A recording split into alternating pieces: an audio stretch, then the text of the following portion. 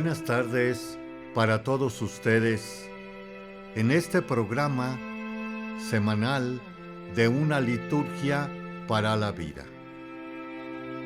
Como hemos comentado, pueden ustedes acceder, además de YouTube, con una liturgia para la vida, a través de otros medios de comunicación, como son iHeartRadio, Amazon Music, Google Podcasts, Apple Podcasts y Spotify. Les agradecería por un lado la suscripción, como también un like para poder difundir poco a poco nuestra fe cristiana y católica. Para entender este domingo 17, debemos tener muy presente lo de la semana pasada. De nuevo, los evangelios están hilados unos a otros, a tal grado que también tienen partes que también a la vez están hiladas, como en esta ocasión que terminamos el sermón de las parábolas, que fueron 7. Ahora se nos están revelando las últimas de ese conjunto o núcleo. Recordando que las parábolas vienen siendo enseñanzas para nosotros y aquel pueblo campesino, para poder entender las cosas de arriba, trascendentes como es Dios. Y ahora está la parábola de el reino de los cielos. Se parece a un tesoro escondido. Y por otro lado, también está la otra parábola, la perla, que la busca un tratante y conocedor de ellas. Esto materialmente, monetariamente, bastante alegre, feliz, que quizás nosotros tuviéramos esa suerte para poder precisamente menguar los sufrimientos y penas que muchos de nosotros padecemos por la miseria como la pobreza mínimamente. Ese reino de los cielos es comparable a este tesoro y a esta perla, que podía transportarse, más bien nos ayudaría mucho en decir nuestra vida, después de esta vida, la vida eterna en la gloria de Dios, el reino de los cielos, la patria eterna, la Jerusalén celestial, a la cual toda la humanidad va caminando poco a poco hacia la plenitud. La escatología o el final de la historia. Hablábamos la semana pasada, pero mientras que llega ese momento final, debemos nosotros de precisamente discernir esta perla o tesoro que algunas veces andamos buscando aquí o allá a través de las cartas, a través del tarot, a través de la astrología, cómo nos va a ir futuramente. Y la manera que nos dice la Escritura para conocer la verdadera felicidad va a ser a través de la sabiduría, de la madurez, del conocimiento también ancestral de nuestros antepasados, que todavía entre nosotros hay dichos por ahí que todavía recordamos gratamente sobre nuestros antepasados inmediatos, nuestros padres como abuelos. Cuánta razón tenían. Y es lo que precisamente Salomón pide a Dios. Y lo que pide viene siendo sabiduría de corazón para poder conocer, discernir entre el bien y el mal, como que sepa gobernar al pueblo, este pueblo tuyo y grande. Y el Señor le responde a Salomón: por haberme pedido esto, y no una larga vida, ni riquezas, ni las muertes de tus enemigos, sino sabiduría para gobernar, yo te concedo lo que me has pedido. Te doy un corazón sabio y prudente, como no lo ha habido antes ni lo habrá después de ti. Además, te voy a conceder lo que no me has pedido: tanta gloria, riqueza, que no habrá rey que la pueda comparar contigo.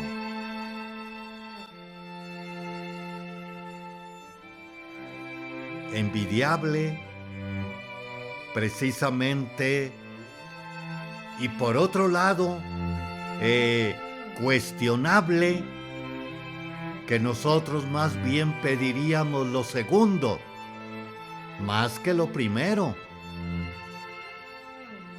Y precisamente en este caminar histórico de la humanidad, como de cada uno de nosotros, es necesario esa sabiduría, discernimiento entre el bien y el mal, para que acojamos la semilla de la palabra, que a la vez nos dará una alegría eterna, felicidad y convivencia con Dios y con los bienaventurados. Más que lo segundo, que cuántos y cuántas de nosotros mejor preferiríamos lo segundo con lo primero. Por lo pronto, una larga vida. Pero también esta acompañada precisamente de gloria, y ya no se diga riqueza, y aquellos que no nos molestaran nuestros enemigos. Vamos a hacer un espacio y regresamos. Le esperamos.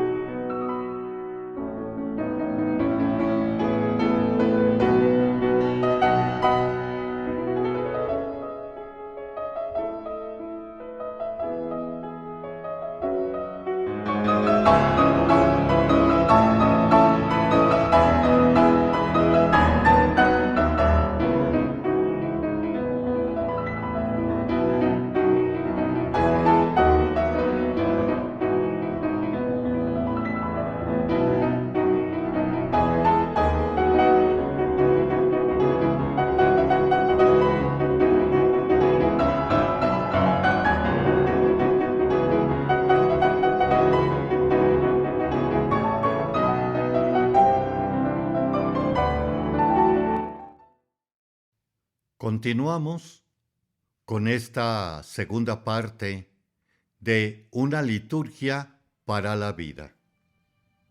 Estamos repasando el Evangelio de ayer, Evangelio del domingo 17, de la segunda etapa del tiempo ordinario. Estamos llegando poco a poco a la recta final del año litúrgico. De allí que la palabra de Dios va a resultarnos cada vez más interpelante. Unas sacudidas muy fuertes para poder despertar, como así nos lo decía la semana pasada la palabra de Dios. Cuando dormían, llegó el enemigo y sembró mala hierba o cizaña. Y también hemos hablado en el segmento pasado acerca de esta vida terrenal, también tras esta dormición, distracción de varias cosas que se nos vayan presentando de felicidad en esta vida temporal, tiene que haber una sabiduría, madurez o discernimiento de nuestra parte. Como la vemos en el libro de los Reyes, que ya hemos comentado anteriormente en el primer segmento. Ahora pasemos a lo que nos habla la segunda lectura de los Romanos. Y nos dice, por un lado, nos habla acerca de su Hijo, que es el Hijo del Padre, que es el primogénito entre muchos hermanos. Primogénito ciertamente es el primero de la familia, pero es más que eso. Y se puede entender que en otro momento se nos va a decir el segundo Adán y el primer Adán, como la segunda Eva y la primera Eva, los primeros del caminar de esta vida en la humanidad. Como estos dos precisamente no obedecieron el querer de Dios y quisieron ser como Dios, conocedores del bien y del mal, y gozar de inmortalidad. Y así podemos entender el segundo Adán, que es Jesucristo, que Él siempre prefirió y nos manifestó: yo vine a hacer la voluntad de mi Padre. Recordemos, por un lado, lo más crítico en Getsemaní: no se haga mí sino tu voluntad. Como también los discípulos le decían: Maestro, come. Mi comida es hacer la voluntad de mi Padre. Y también en otro momento, me parece que en la carta a los Efesios también nos habla: no te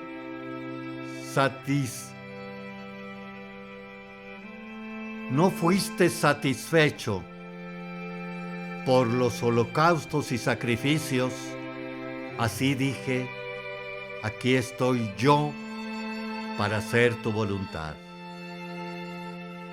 que es la voluntad, el mayor sacrificio de cada uno de nosotros que podemos ofrecerle a Dios.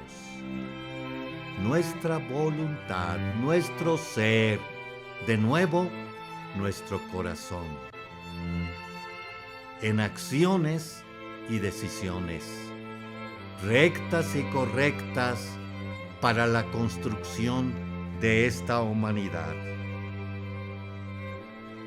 Ya que también nos habla el Salmo responsorial 118.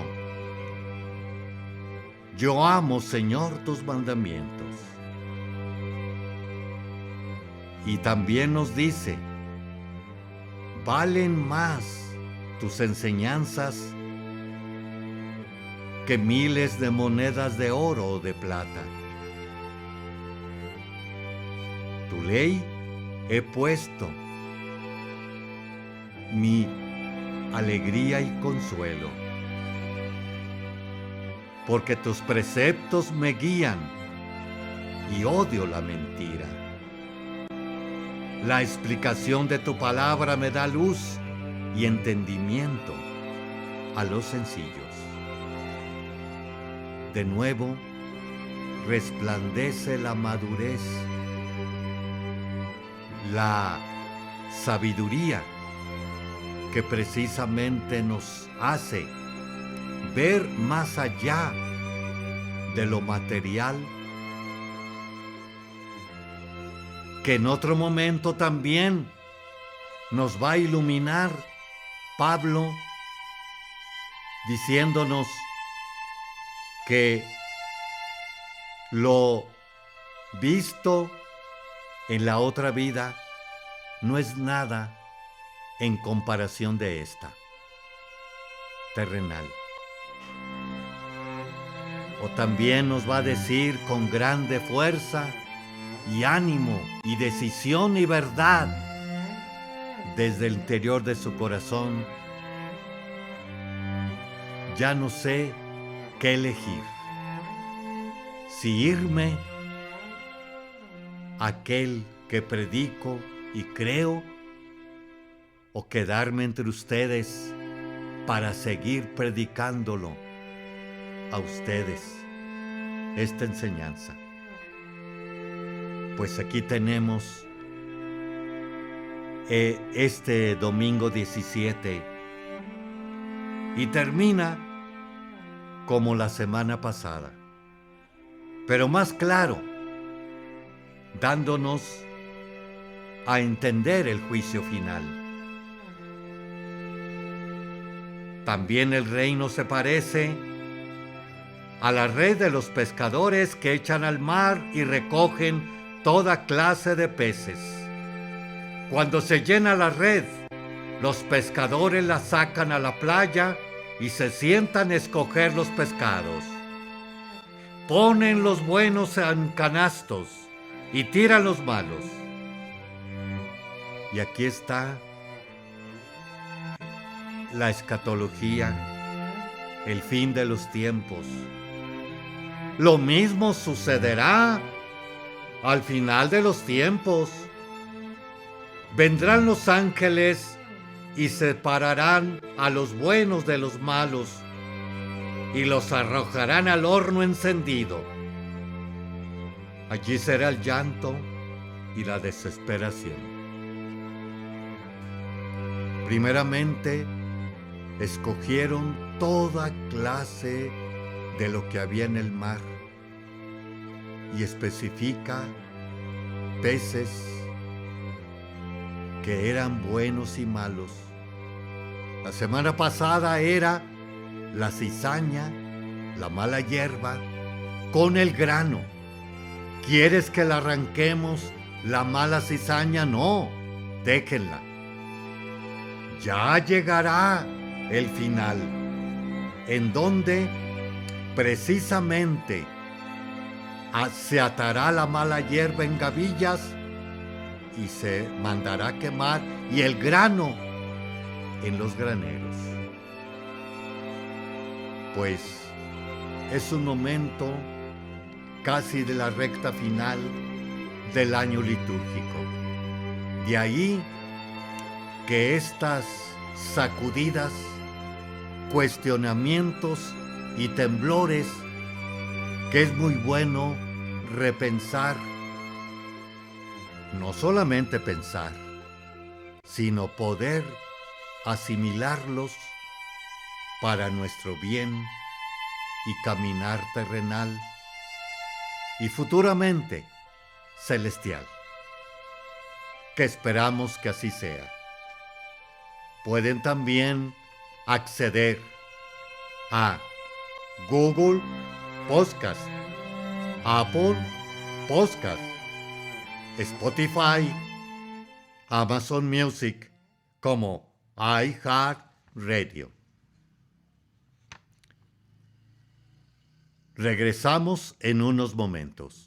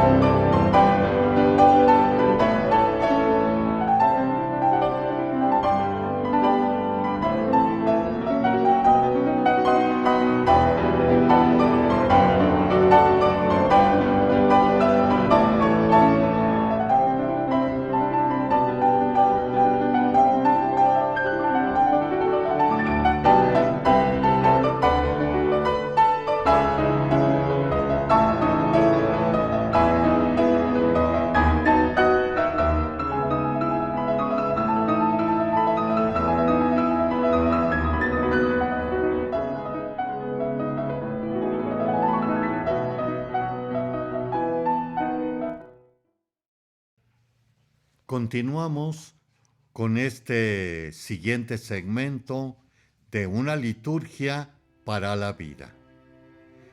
En esta parte vamos a ver, como lo hemos puesto en los anteriores programas, poder ahondar en el comentario de la ordenación general del misal romano, de la editorial El Monte Carmelo, del padre José Antonio Berenguer Cerdá. Parte 8. Las partes de la misa.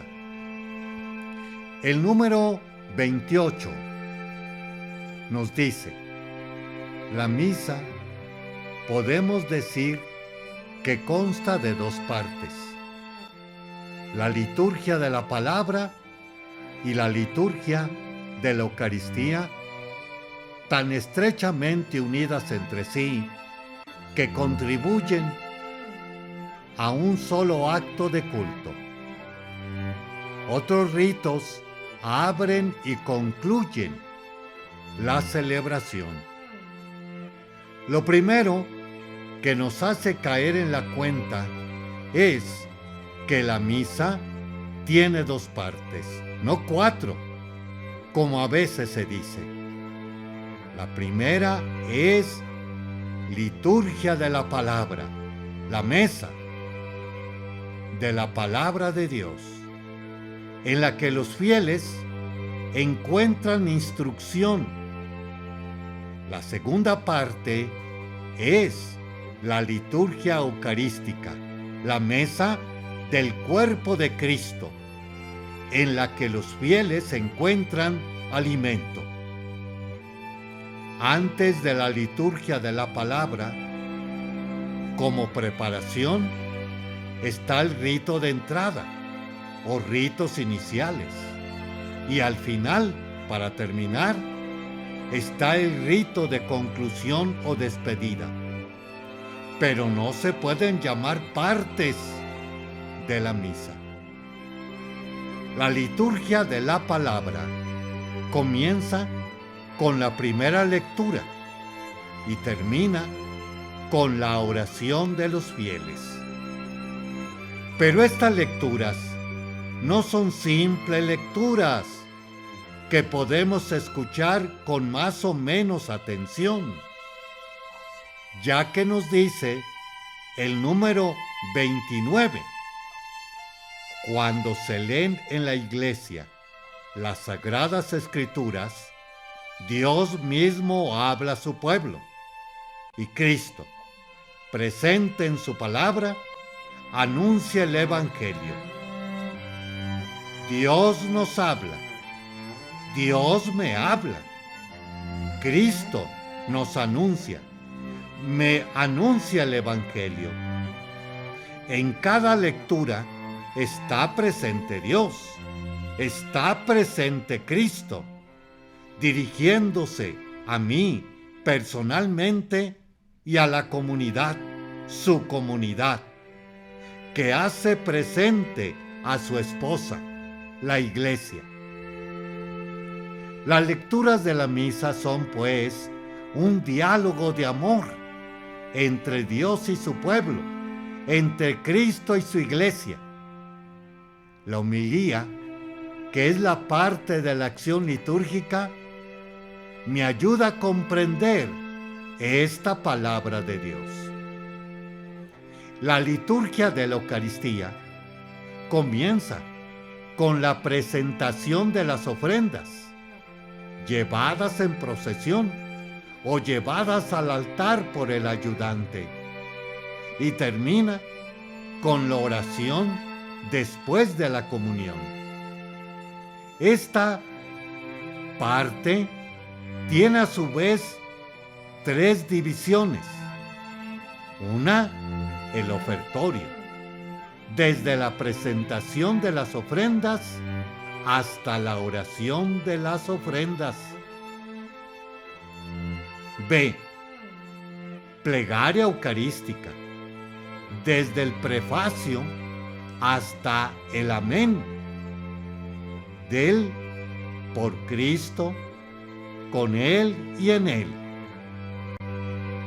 C, la comunión, desde el Padre Nuestro hasta la oración después de la comunión.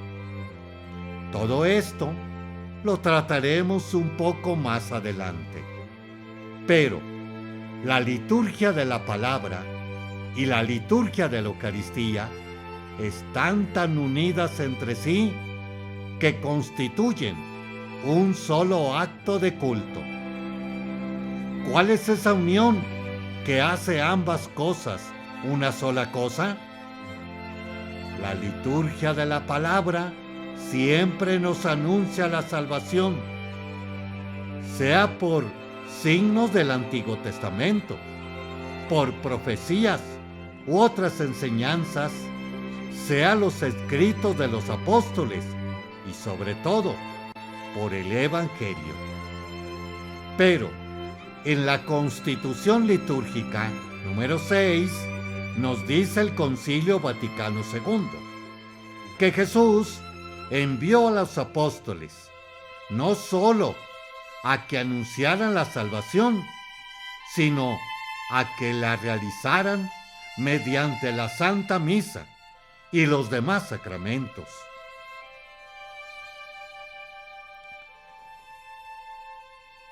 En la Santa Misa y los sacramentos se realiza en nosotros la salvación.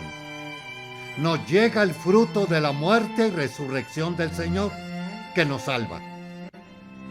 Pues bien, la salvación que nos anuncia la liturgia de la palabra se realiza en la liturgia de la Eucaristía. Por eso, de liturgia de la palabra y liturgia eucarística son un solo acto de culto, porque la obra de Dios que se nos anuncia en la palabra nos salva en la liturgia de la Eucaristía. Así pues, atiende bien a la palabra de Dios y comprenderás mejor lo que el Señor hace en ti y en toda la asamblea, en la consagración y en la comunión. Haremos un pequeño espacio y regresamos en unos momentos. También pueden ustedes acceder a otros medios de comunicación, como una liturgia para la vida en YouTube, Spotify, Apple Podcasts, Google Podcasts, Amazon Music y iHeartRadio. Les esperamos.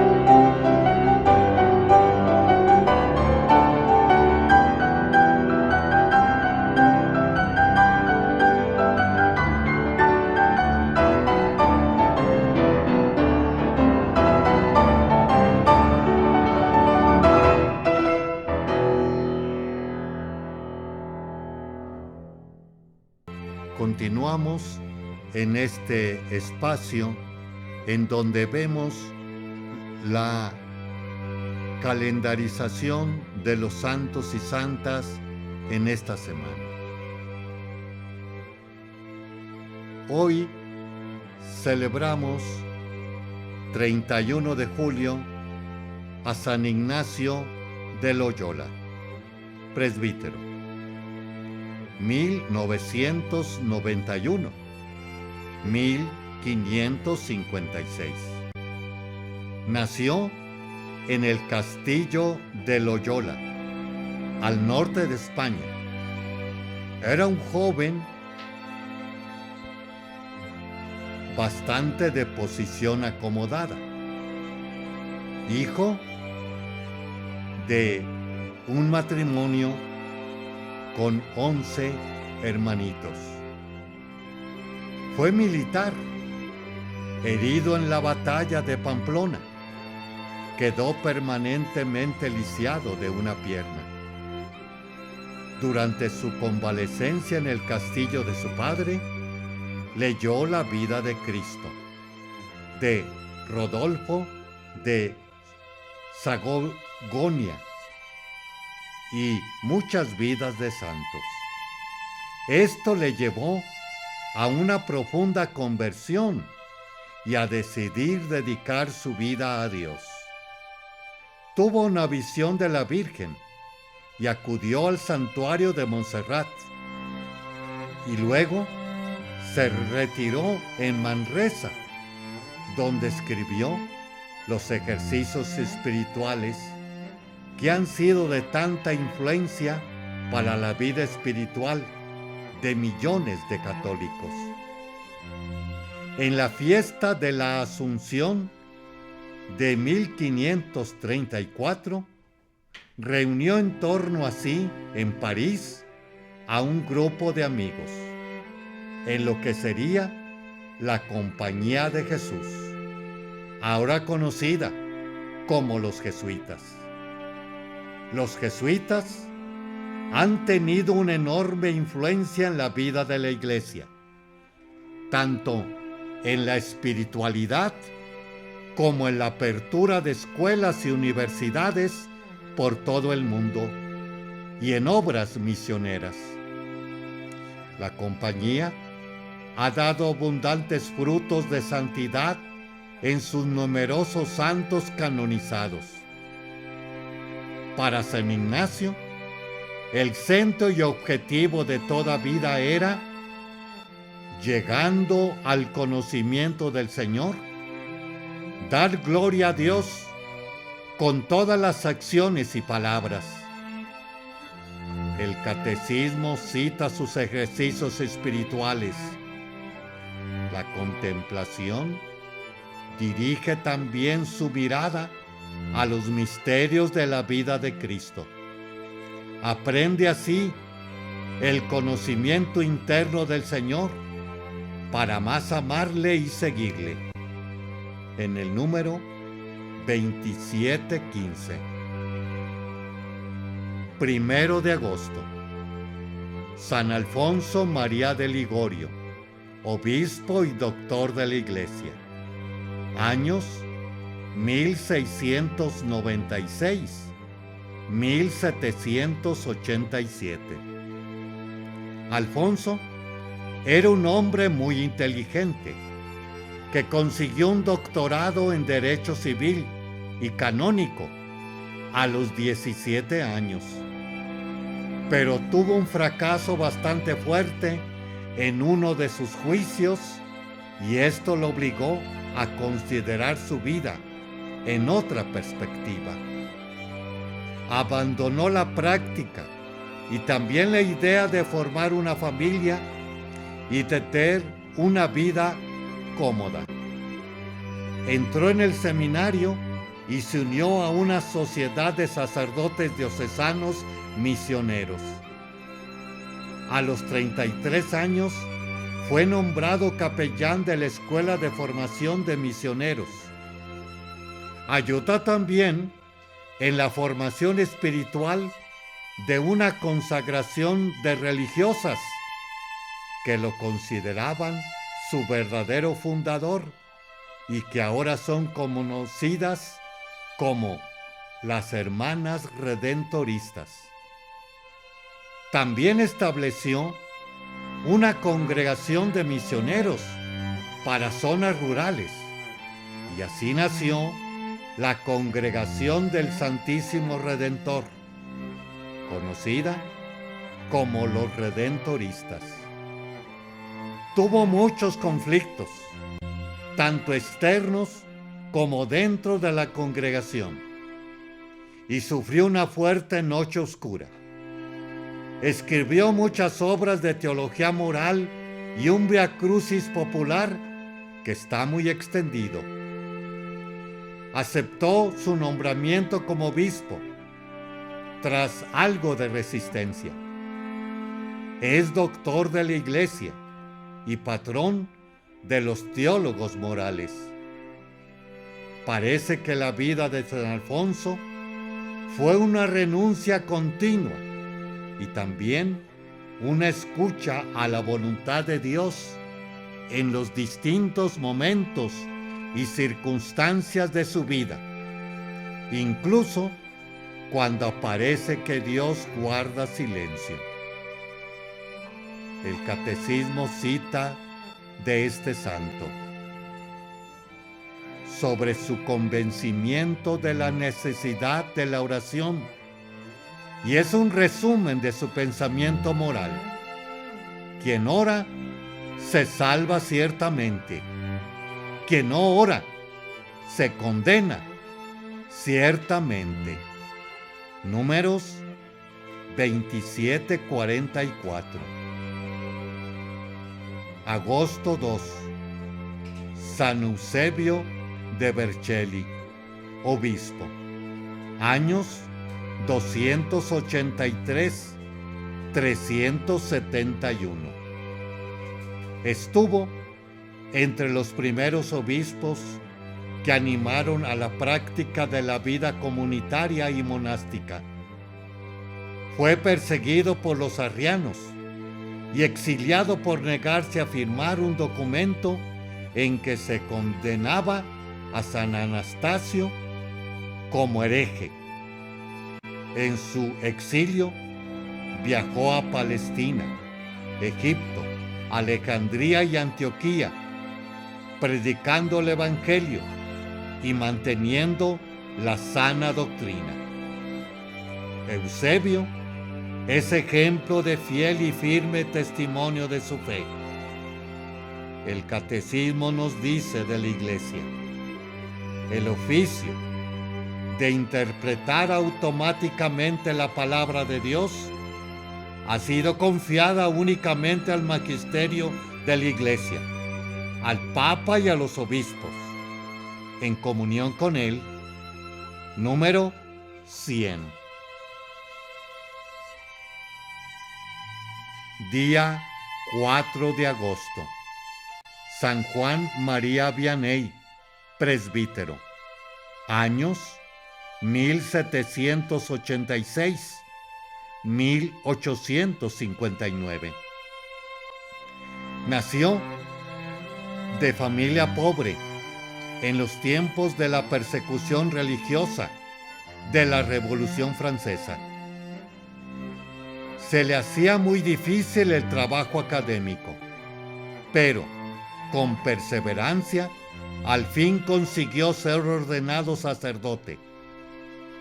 Fue asignado a la parroquia de la remota aldea rural de Ars, en el sureste de Francia. A su llegada, se encontró una población con una gran indiferencia religiosa y hostilidad al católico. Poco a poco, por la oración, la penitencia, su mansedumbre y su predicación sincera, logró que casi todo el pueblo viviera una profunda conversión. Él sentía la llamada de dedicarse totalmente a la contemplación, pero sus feligreses se oponían totalmente. Es sobre todo conocido por su ministerio del confesionario, que atraía multitudes, y por su misericordia para con los penitentes, a los que se acercaban suavemente a Dios. Fue perseguido y víctima de calumnias y envidias, a veces incluso por otros sacerdotes, y se dice que fue fuertemente acosado por el demonio, que estaba enojado por las conversiones que se iban logrando por medio del ministerio de la reconciliación. La vida de Juan invita a todos a considerar que la santidad no se trata de todo lo que se sepa o se tenga, sino de la sinceridad y transparencia de vida. El santo cura de Ars es patrón de los párrocos. En el Catecismo 1589 leemos: el sacerdocio es el amor del corazón de Jesús.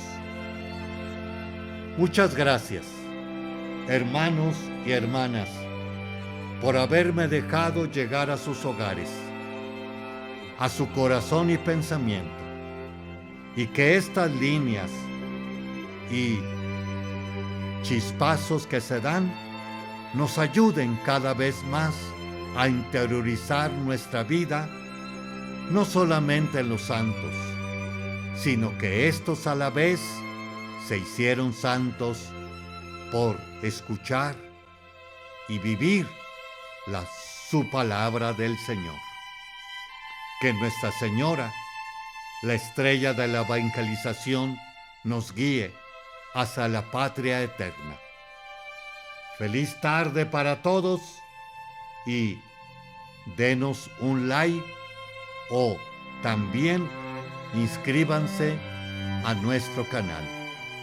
Una liturgia para la vida del Padre Víctor Anguiano, Diócesis de San Cristóbal de las Casas.